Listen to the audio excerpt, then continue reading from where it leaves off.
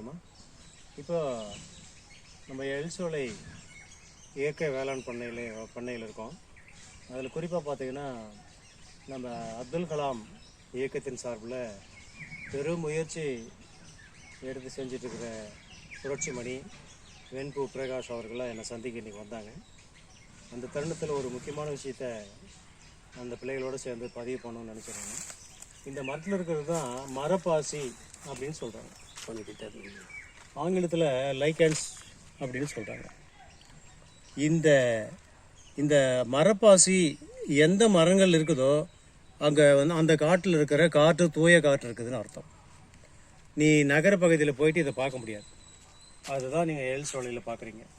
ஒரு காற்றினுடைய ஈரப்பதம் ஒரு நல்ல காற்று இருக்குதுன்னு சொன்னால் இந்த மரத்தில் இது பெரிய பெரிய சோலை காடுகளில் இன்னும் ஈரப்பதம் அதிகமாக இருக்கும். இதுலேருந்து மரப்பாசி மாதிரி கூட வளரும். அப்போது இந்த காற்றை தூயப்படுத்துறதுக்கு உண்டான வேலையை நம்ம செய்யலைனா கூட இங்கே இருக்கிற பல வகைப்பட்ட மரங்கள் சேர்ந்து இந்த வேலை செஞ்சிட்ருக்கு. இதை மாதிரி நீங்கள் எல்லாம் உருவாக்கணும்.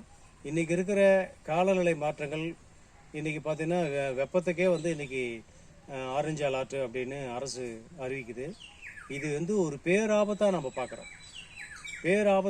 வருங்காலத்தில் 15 ஆண்டுகளாகவே ஒவ்வொரு ஆண்டனுடைய வெப்பம் கூட இருக்கு. கடந்த ஆண்டை விட இந்த ஆண்டு வெப்பம் அதிகரிக்கின்றாங்க. அப்போ என்ன நிலைமை நடக்குதுன்னா, இன்றைக்கி நம்ம ஒரு குடி தண்ணீருக்கு ஒரு பெட் பாட்டிலை வாங்கி நம்ம குடிச்சிட்டோம்.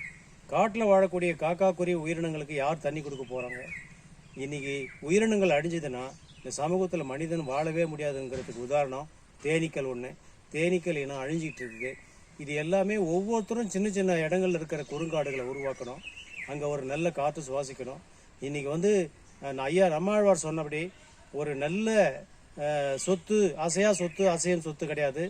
ஒரு நல்ல நஞ்சு இல்லாத உணவு, மாசில்லா காற்று, நல்ல தண்ணி, இதுதான் நம்ம வருங்கால பிள்ளைகளுக்கு நாம் கொடுக்குற சொத்து. நன்றி, வணக்கம்.